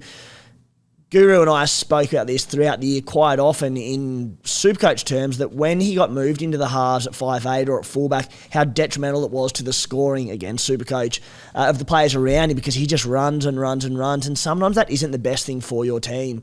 And it's, as an Aussie fan, as you said, Kempy, I'm happy to see it because I'm like, you know what, I think we've got an edge in that regard to just the polish on the end of our backline players, which with Joey Manu. And there's another certain Roosters outside back, which we'll get to in a minute, who's the same boat with his ball playing, that I think it's where they're lacking. So does Joey Manu have the ball playing in him? I'm not convinced that he does, and I think that'll be a leg up for the Australians next week. Yeah, it's a really interesting one, and I almost feel bad saying it because I'm like, they probably don't win. So the argument could be like, well, he was on the field, he could feel like nothing was happening. So he was like, he took matters into his own hands. So you could make the argument that it was more a case of nothing was happening and he just won it for him. So, it's a really tough one, but I just felt like Brown and Hughes almost looked a bit shell-shocked. Like they just didn't really seem like they had control of anything. And we're talking about Brown and Hughes. Like it's another thing as well. When you look at the Roosters season, they did struggle with the fact that they had Teddy and Joey at the same time, just running constantly. And we didn't see until the end of the year, Sam Walker and Keary come into their own when they finally found that beautiful balance. And it's just the concern for the Kiwis is do they have enough time to find that balance? And has Michael Maguire, if he agrees, he may disagree, has he identified, I need to sit down and sit down with the spine and get a real clear indication of, I guess, what's the word? Rank? You know, who is the guy that controls and says, oh, no, bro, you're out there or you're here. You know, it's a tough one because Joey Manu's, I think he's the most capped out of the spine. And so I'm so torn on this one, guys. I don't know what the right answer is. Was it Joey Manu picking the team on his back and winning the game for him? Or was it periods where maybe just a bit too involved through the middle there? I think it's both. I don't know what the answer is. I think it's both, Yeah. and I don't think there's a right or wrong answer on it.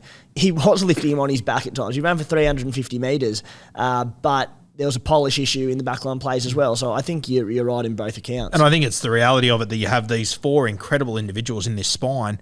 The reality of it, though, your fullback's learning how to play fullback, your hooker's learning how to play hooker. And that's the reality of it at the end of the day. They are superstars in their own. But, you know, they when you see Manu and Brandon Smith hunting around that ruck, it kind of reminds me of the old Canberra days where Leilua and Rapana would be at dummy half, and you just knew you wouldn't see the ball for the next three tackles. And it's okay because they're so destructive and it's sweet. But I just think when you're playing against the Kangaroos, I just think it becomes a little bit one-dimensional. It's where as well weather will play a role in the next few games of this World Cup, because Australia, while we said they're clunky, they've got so much strike power out back. They've got Teddy that is the polish on the end of those backline plays. If it is raining for the semi-finals, for the finals, which in England it rains 366 days a year, so it will be, it's going to draw into the hands, like particularly if it's heavy rain where a lot of the expansive play is shut down. Joey Manu running for 350 metres through the guts will be perfect for the Kiwis. The same as England, that maybe, I don't think it's controversial. I think there's more firepower in the Kiwis, in all the other three sides still left in the competition out wide. So if it's heavy rain, I think that plays into England's hands as well. There you go. Especially when you consider the amount of front rowers the Kangaroos have lost to other nations. If we do get a wet track, rain, it's going to make life hard for ourselves, I reckon. We want to play footy. Yep. Yeah, no, I agree, boys. But, you know, the thing is, I thought outside of that one error that Mulatalo made, I thought he was absolutely electric. You know, Tarpon had some good runs. Fisher Harris had some great, runs. Nelson on the edge, I'm still not sold on it, to be honest. I'm still not sold on it. Isaiah Papali'i came on and, absolutely killed it. He ran for 141 metres in 45 minutes. I just don't know whether do you get as much mileage out of Nelson on the edge as you do in the middle. I like him on play two, skilling defenders. The whole set is completely different with him in the middle. I understand why you do it. It's such a big advantage, but I just don't know. What do you guys reckon Nelson on the edge there? Yeah, I'm not a huge fan of it. We're hearing that Nair Correa will come back into the side this week, whether he comes back as a second rower or potentially at centre, which is a question I want to ask you soon, Kempy, but we'll get to that.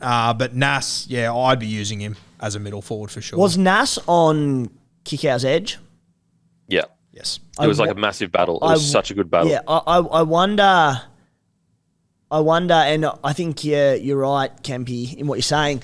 So remember, was it a Penrith and Storm game back end of this year where they put Nas on the edge to combat Kikau as just that bigger body and needing the extra size? Because I think you're right, Kempy. I much prefer him in the middle in this side, particularly with, you mentioned Nia Cora coming back into the mix. Do they go with Papali'i could start. Surely Papali'i starts. Surely he plays. That's what I'm saying. I reckon you're right. You're not starting. Yeah. So was it a ploy to try and minimise Kikau potentially? But surely back. Well, you reckon?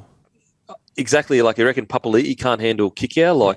Papali'i's like Dally-M. So, I don't know. I get it. I get the thinking. I think we all kind of get the thinking. He's big. He's fucking mobile for how big he is. On a 3 defender, he just causes carnage.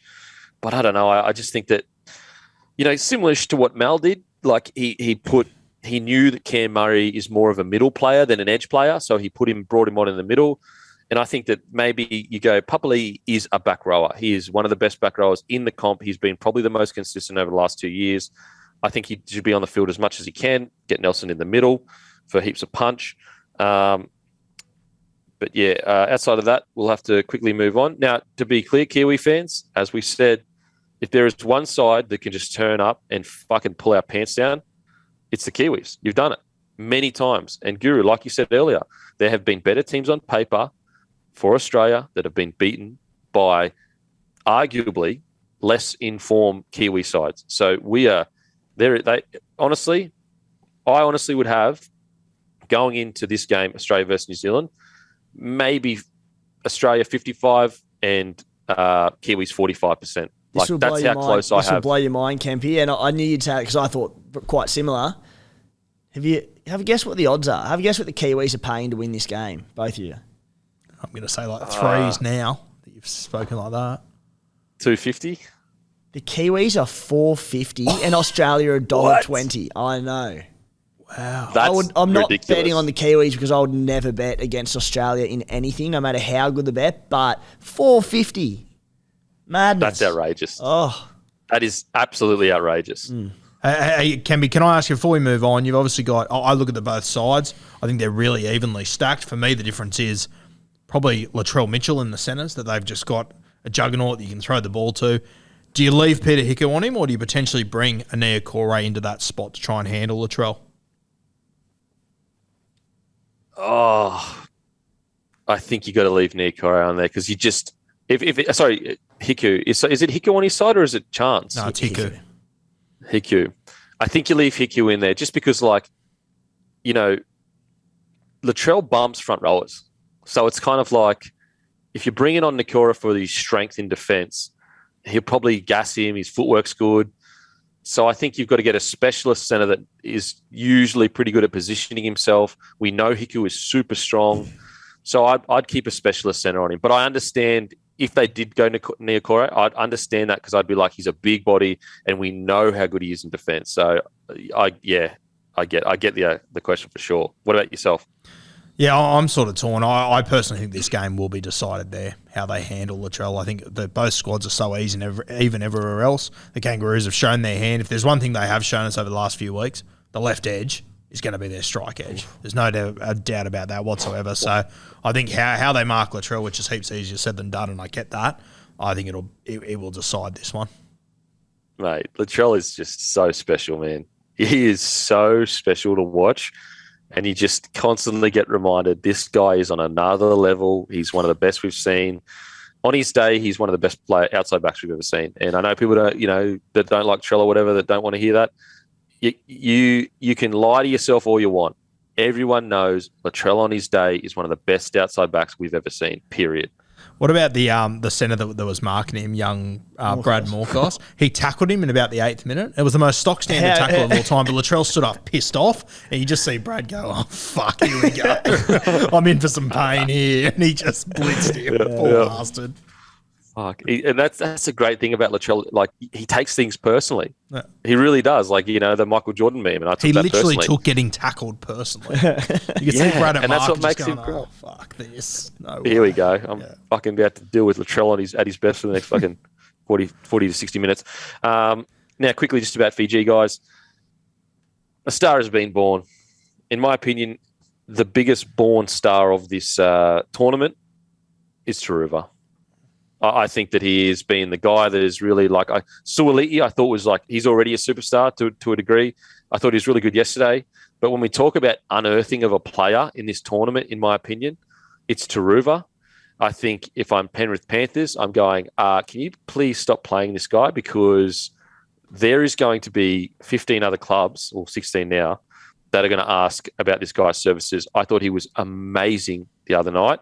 I think he's been outstanding all tournament, and I think we're just scratching the surface of this guy. Some of his positioning in fullback was elite. These tiny grubbers that were going in behind that most fullbacks wouldn't be there for. It was like, I'm not saying he's as good as Billy Slater, but it was similar to Billy Slater, Ryan Pappenhausen. Immediately on your bike. If you were on the short side or the long side and you saw the ball go there, you were just not just jogging across and, maybe you'll go through.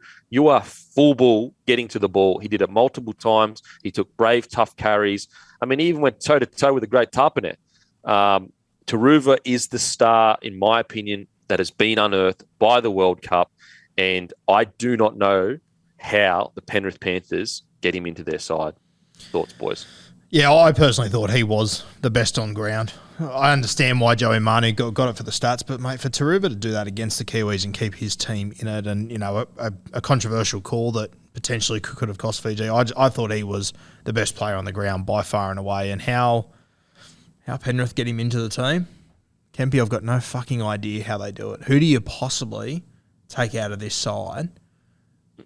It's just, I don't know how they do it. I don't. It's crazy that they could have an injury anywhere in the back line and they might get better because this kid is so good. You know what it reminds me of? It reminds me of Storm when they had all those fullbacks and outside backs. They lost Scotty Drinkwater. I'm not saying they will lose Taruva because he has a very strong connection with the playing group and a very strong connection with the club. But honestly, how this kid, he should be playing first grade next year at fullback, in my opinion. Timmy, what do you think? Am I going too crazy here, or you're a fan of Taruva? Oh, mate, you're so good. And to answer the question on how the Panthers fit him in next year, they don't. There's just not a spot. And the thing, again, broken record, but when I look at fullbacks that I either haven't seen a lot of or, they've changed position, I just look at ball playing. We know nearly every one of them are strong, they're fast, they'll rack up big metres. Can they ball play? And Taruva had a few moments and a few beautiful passes in this game where I was like, oh shit, he's the package. He can play. Absolutely. That ball to Nangama, people don't understand how hard the timing is. First of all, Kevin Nangama, what a line. One of the most beautiful centre lines you'll ever see. But to hit that, to basically hit an overs line, then straighten up, and then hit that line, hit him at the exact moment he hits the line. People don't understand. That's what really good sevens do. Fullbacks doing that at a young age, this kid is something special, man. I think with Penrith... Sorry, Cam, to cut you off, mate. You keep going. Bit hard over the other. The fact that he played a bit of centre... It's hard yards, boys. The fact that he played a bit of centre at New South Wales Cup level this year, if there is... that Penrith have just got to basically say to him, look, mate, you're one injury away from slotting straight in anywhere in this back line. You'll get games over origin period, that sort of stuff. So he'll get his games, and he'll know that, but... if there's any niggles, they can slot him in there, no worries. So he'll be playing first grade next year, but in terms of a regular spot, there's not much of an opportunity, is there? Yeah, but it's also size of contracts that are going to be offered to him. Oh, yeah. After this World Cup, you telling me there aren't clubs out there. Now, I'm just going to, do you think the Tigers have a crack at him? I like Dane Laurie, to be honest with you. I'm a big fan of him. I can get this kid. Well. Yeah, isn't it crazy? I was just thinking, a year ago we were sitting here going, Stephen Crichton has to get reps at fullback. How are we going to get him a shot there? If Dylan Edwards got injured tomorrow, I wouldn't even consider Stephen Crichton at fullback anymore. Yeah, it's crazy. It's insane. It's absolutely insane. And you're right in regards to, don't get me wrong, I really rate Dane Laurie. But you're telling me that back line isn't better with a Taruva in the centres on the sting. Anyway, that was just a random throw out there. But it's going to be hard for the Panthers to keep him. It really is. I just don't know. Apparently Crichton is on a good wicket there, on a fair bit of coin. So why would he leave? Then you've got Taylor May, who honestly, his shot on Keon Kolomatani was outrageous. And the irony, they mixed his name up in the naming of the names. They called him Tiny May. Well, Tiny May just drilled one of the best fucking back rowers in the comp, and he's a winger. That was a massive shot, and it just shows you, Tylan May and they're pound for pound the strongest wingers in the comp. They're pound for pound the strongest wingers in the comp, and they were at the same club. But anyway, sorry, back to the Fiji side. I thought Kikau was outstanding. Look, Nangama in his last game for Fiji was incredible. Their forwards were outstanding. Wong, once again, I know he's your boy. But I thought Taniela Sadrugu was fucking amazing. Their number 11. I really like what he's about. He's very strong in contact. What do you got there, Guru? Campy, I believe he's with the North Queensland Cowboys next year. I could be wrong. Matty, can you check that? I'm pretty sure he is, though. So he could be Keep a an really, eye on because him. I like him too. He's obviously Yeah. won 11 all comp and playing as a middle forward. But yeah, I like him. Oh, mate, I really liked him. I really, just his physicality and contact. And we're talking about a Kiwis forward pack here. We're not talking about fucking a lower tier nation. We're talking about a pack that is arguably the best pack in the whole comp World Cup.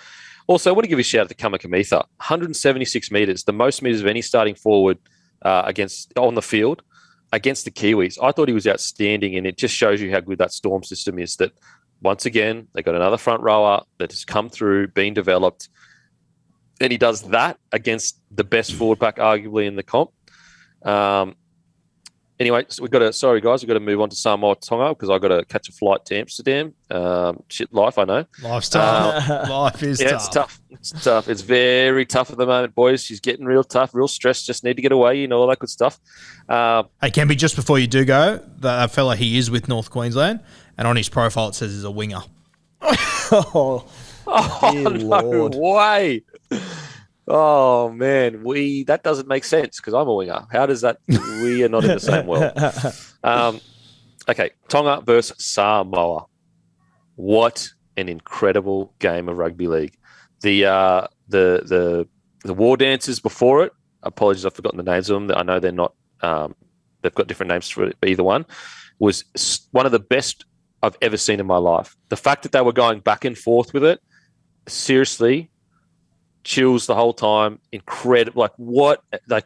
If you watch that game and you say these teams should have a 3-game series in the middle of the year when Queensland play New South Wales, let's do it. Let's block out the middle of the year. Let's get these Polynesian countries playing in some kind of round robin or whatever it is, because that was incredible. It was amazing. The game was amazing. And I just want to say, Samoa, Toa Samoa. I am the Dally and Palunga of the year, so obviously winning that award, I have an affiliation with the Samoan people. Nah, just joking. They were incredible. They were absolutely incredible. Now, this is a hard one because they definitely proved everyone wrong in the sense that they came out and they played really poorly in the first game, and now they have done something that no Samoan team has ever done, and that is make a semi-final in the World Cup. Now, I'm still on the fence as to the whole, do their systems need to change and all that kind of stuff in regards to up top. And I'm unsure whether, is this a reflection of a very strong senior playing group, or is this a reflection of we were totally wrong and they have the right systems up top? This was just an anomaly, them losing to England like that. I will say, though, at the end of the day, this is just all talk. The actions are clear for us. That whole team, the whole squad, including the admin, just made a semi-final for the first time ever. That is all that matters right now. And it is incredible. I think a lot of people deserve, Jerome Luai deserves a bit of fucking apology. A lot of people need to eat a bit of humble pie. You may not like him because he's got a bit of attitude. You may not like him because he's a dad of a lot of people, which is, it's actually used to be a really beautiful thing to be a dad, but clearly not. This guy has answered the critics better than you could ever answer the critics. He is the first 6 ever in Samoan history to take them to a semi-final. Anthony Milford. I thought he had a Broncos jersey on in 2015. I mean, was he as explosive in attack in regards to his running game? No, he wasn't. But his defense was incredible. He managed the game. I mean, I didn't even know whether he was their best 7. And he comes out and he does that. He was incredible. Probably my man of the match. Absolutely. I'm so happy for the MILF. He's been through so much. For him to be able to do that for his heritage. What an incredible moment for Samoa. They have copped so much press, and including me as well. I was really disappointed with them. Not necessarily I thought the players could get the job done, but I just was really disappointed with them in that first game. But they have gone out and done what you do in those situations to shut everyone up. You get the fucking job done. You don't talk, you don't this, you get the job done, and that's why they did it. Garina? Yeah, mate, I think you summed it up really well there.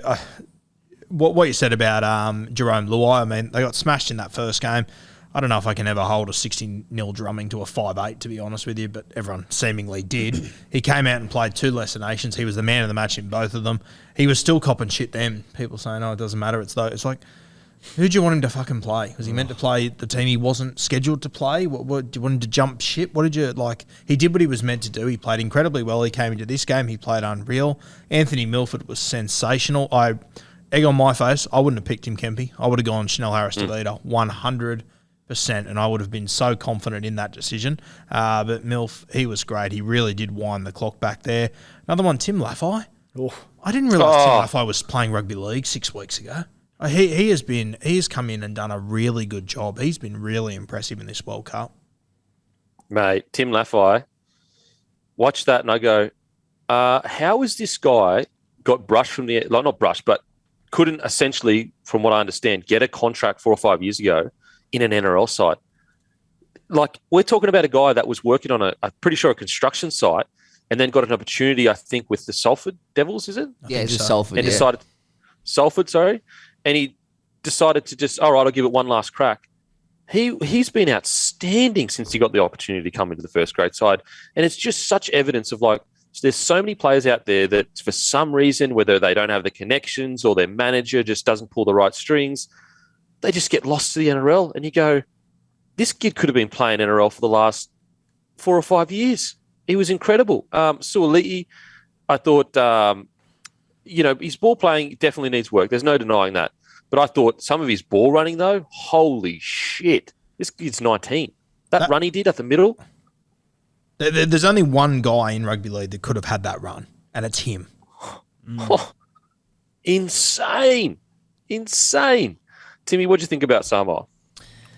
Yeah, I mean, the game in general, boys, I think we spoke about last week. We didn't know who the halves were going to be for each game, for each side going into it. And it was the storyline heading in for me, and it's the storyline coming out of it. You had Jerome Luai, this dual premiership winner, the star of the halves and one of the stars of these sides, looking to get out of his little mate, sparring partner, Nathan Cleary's shadow. Anthony Milford, who, the maligned former superstar who's playing for his career. Isaiah Katoa, who's probably going to be the next superstar in our game. Then Tui Lolohea, the journeyman, plying his trade overseas, evidently maybe not good enough for the NRL. And every single one of them had some fantastic moments in this game, all for different reasons. And I love the spectacle of how that played out. Samoa, so an interesting one. Like, they played some terrific footy. I thought they could have been a lot better in a lot of areas, which makes you think, well, how far can they go if they do put it all together? If we can just bring it into ourselves to put a line to that first game against England, and we're going to know in 7 days' time. I don't know.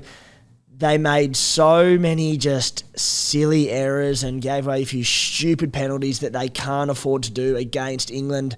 And if they can get through to the grand final, World Cup final, they won't be able to against Australia and New Zealand because you'll get punished. But look, they've turned up, they've answered the critics, and they're through to a semi-final, and couldn't be happy for them, to be honest. Yeah, totally agree. Like, I agree in regards to, even though the game was a real spectacle, so enthralling to watch, there were some really silly areas from both sides, like really silly areas that you do that against Australia, New Zealand, and most likely England, you're getting punished for it, for sure. I do like the fact that Samoa seem to have all gotten the same page of like, no, we're going to offload. We're going to offload and offload a lot. I think they even doubled Tonga's offloads. And I think that's, I think Junior Paulo really led the way in that kind of, I think he's been a really good, not pickup because he is part of the team, but it's been really good for them as a leader. He's captain, isn't he? He's captain. Yes, on he Samoa is. side. Yeah. I think that he's had a really big role in their bounce back because I thought he was outstanding in the middle, especially the tough stuff. And so I agree with you, Timmy. There were some really silly errors, but it's exciting because, like, you go, what could this Samoan team be if they get it all together? Like, they just beat Tonga, who has beaten every top-tier nation. Well, at least Australia and New Zealand. But, yeah, like, for example, Junior Paulo's stats is 192 metres, 64 post-contact, 14 runs, 3 tackle breaks, 29 tackles, 4 offloads, and a line break assist. Like, what a knock for a front row forward. So it's just, and then Papali'i came on. He was incredible. So even if they go out and they get beaten convincingly by England, I still think that this is a massive success for Samoa. To knock off Tonga in a quarterfinal of all teams, incredible stuff. Anything else on Samoa quickly before we go to Tonga, and then I've got to bounce? Yeah, I was just having a quick look, obviously, and I agree with you both. A lot of errors in that game that just shouldn't be happening. Just had a look at the stats. They made 5 errors. Kangaroos made 14. The Kiwis made 13. So, considering yeah, go. Oh yeah, for sure. I was going to say it was like little stuff like Suoliti lifting his leg. Yeah. Oh yeah. No, I expected it to be much higher than 5 from watching the game. So it's a good sign for him. Yeah, it was almost more off the ball. Yeah, Suoliti lifting his knees. Bolo with 2 minutes to go with the elbow up on the opposition try line and gave another chance. It's like, just when you thought, all right, this hectic game is going to peter off last couple of minutes, like, nah, we've got more life left in this. Yeah. So Samoa, a couple of silly things, and also they probably had some. I felt like they controlled most of the game, so they probably could have scored more points. But we're being super critical when we talk about that. This was an amazing moment for Samoa. They played the best game I've ever seen Samoa play. Milford played the best game I've seen him play in so many years. I'm so happy for him. They should all be incredibly proud of themselves. What a moment for Samoan Rugby League. And think about how many players are going to be more interested in representing their culture, their heritage, for Samoa going forward. We really could see a real, not a resurgence, but a rise of Samoa. When you look at this, I mean, they've got multiple people injured as well. You got Tango. You've got who else was the other big guy injured? Josh Alai, Hamiso. Anyway, so great stuff, incredible stuff. Well done, Samoa. Josh Schuster isn't there either. Oh yeah, Schuster. Yeah, amazing. Now quickly on to Tonga. Disappointing for sure. Just the errors killed them. Absolutely killed them. You're just not going to win a game against quality opposition when you make as many errors as they did. And some of them were so uncharacteristic. Some of them were from their most experienced players, and you're going, what is going on there? 11 errors is just too much in a game that is that important. It's kind of it's like Origin, for example. If New South Wales or Queensland came out, made 11 errors and the opposition made 5, you'd go, well, there's your problem. That's it. It's too high of a game to do that. But I don't think, look, Lola here had some really good moments for sure, but at the same time, I do think there were periods in the game where he just struggled to rein the control back in. And then I think that, Katoa, it's interesting. I talked about Katoa. I said the one thing that is concerned for me is his defence. Just because he's so young. Where was the first try scored? Yeah, and you've seen all the decent teams they've played against this entire World Cup, they've gone at him. You obviously saw Labert, he put Reece Martin over for the first try. Then they put Jaden Sewer up against him there. So, as can be said, as you'd expect from an 18-year-old playing his first few games against men, but it was definitely something that they picked out. Yeah, well, it's evidence of when you get top tier, they got video and they got smart players. They have sat down and gone, boys, first set, we're going straight to him, because at the very least, if he makes a tackle, he's going to be rattled by how hard he gets hit by Sewer. Outside of that, I thought the first try Tonga scored, though, he was key to it. He dug right into the line, and it was a beautiful ball out the back to Will Hopewadi. So I don't think it's dire straits at all for Tonga. I really don't. I think Samoa really rose to the occasion. I do think that they just let themselves down with the error. I think if they put it this way, if it's 5 errors each, you'd probably say Tonga may win. But it wasn't. It wasn't. Samoa, they kept way less errors, got the job done. And it's so good to see this, these two nations that are so important to rugby league just growing and growing and growing. It's going to be interesting to see what they do going forward. I'd say Olakau'atu not being inside, I think a bit strange in my opinion. I probably would have had him there unless he's injured. So apologies if he's injured. And I guess going forward, they're probably their question will be is, do we hand the keys over to Katoa next World Cup and then try to bring in maybe Amon as the 6 and 7. So the good thing for Tonga is there definitely is a positive future ahead. It just was a disappointing game in regards to the things they can control. They didn't, unfortunately. What do you reckon, boys? Yeah, I'll be honest. I was a little bit disappointed with Tonga throughout this World Cup. I came in here thinking Australia, New Zealand, Tonga. I probably had them in front of England. Maybe that was me underestimating England. Maybe I was overestimating Tonga. I don't know. But when I have a look at their forward pack and the back line they've got, as I said, I thought they were lucky to beat PNG, beat Wales, beat Cook Islands as they should have. But then I was pretty surprised that Samoa beat them. And I know, as you said, Kempy, it rose to the occasion. There's no bigger occasion for Tonga either. I'm a little bit disappointed. As you said, though, a heap of young talent. You've obviously got Kola, Katoa, Colin Tangi, all these young guys, Sonny Luke, that are all going to build till the next World Cup. And I think they're going to be a strong side then. But considering they were a team that beat the Kangaroos 3 years ago, I thought they'd go further in this World Cup than what they have. Yeah, no, well, I agree. I think you could say it's not doomsday, but it also is disappointing. I think they would have expected, at the very least, they'd be in a semi-final. Really interesting about Sonny Luke. In attack, he is silky, Bucky silky. But as soon as he got on, again, really good management by Samoa. They just went, let's go straight at Sonny Luke. They spotted him up, and they did find some momentum there. So it's going to be interesting to see, as he's transitioning into first grade, how he handles. Again, this is par for the course for nearly any rookie coming into first grade. Defense is the hardest thing to get right because it's, especially when you're a smaller player. But in attack, though, Sonny Luke, he's silky, man. I felt like they looked much better in attack when he was on the field. But yeah, obviously in defense, they spotted him up. Timmy, what do you think about Tonga? Yeah, I think Katoa, like the sign of him just going to be an absolute, I think he could be a superstar.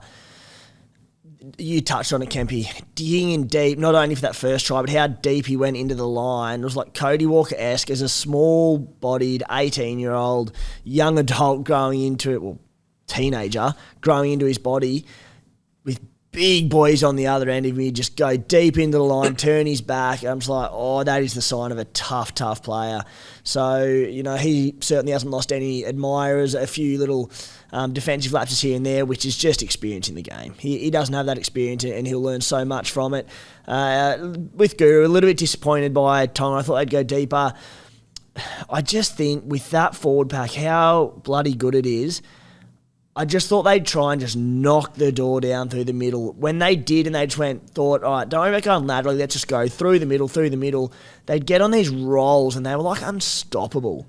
I wish they maybe I'm too much of a simpleton, but I would have probably tried to play through the middle a little bit more.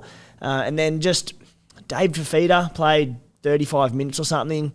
Again, I don't know why. I just think, even if Kempy, they did play him in the middle like we touched on during the year because they had so many edge-back rowers, I think that would have been fine. We saw during this that I think Kaloa Matangi went to the middle and Fafita came on the edge.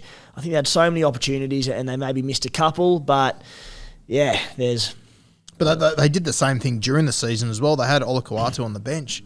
They used him for like 20 minutes. I don't understand how they're using some of their forward. I know it's a stacked pack, but your Fafitas and your Olakau'atus, I just think they got to be on the field for long. And there hasn't been any word around Ola that I've seen, but he had to be injured, didn't he? Like, how does he not make the 17 for Tonga? I've jumped to the conclusion, like, has to be injured. Imagine not picking he him. Must have been. He must have been. He was one of the best back rowers last year. Yeah. Like, he was outstanding for most of the year, and he's just so destructive. So surely he was injured. So look, I agree with you in regards. A little bit disappointing. I guess I'm glass half full in regards to, I felt like Samoa really rose to the challenge. And also I'm excited for the fact that they finally found a half that's a genuine, I believe he's going to be a genuinely quality half, which is a scary thing because once he gets to his 24, 25 years old, and let's say he does go on to be the next better half in the comp and he's in a Tonga forward pack, fucking scary as anything. Anyway, guys, I got to bounce. Thank you all for listening. Make sure to grab a case of Bloke in a Bar. If you enjoy this content and you want us to keep growing, we're doing bigger and better things next year, trust me. So grab a case of Bloke in a Bar from your local. We've got a store located on our website. Thanks, Timmy. Thanks, Guru. Appreciate it. As usual, I'll go and fuck myself. Thank you.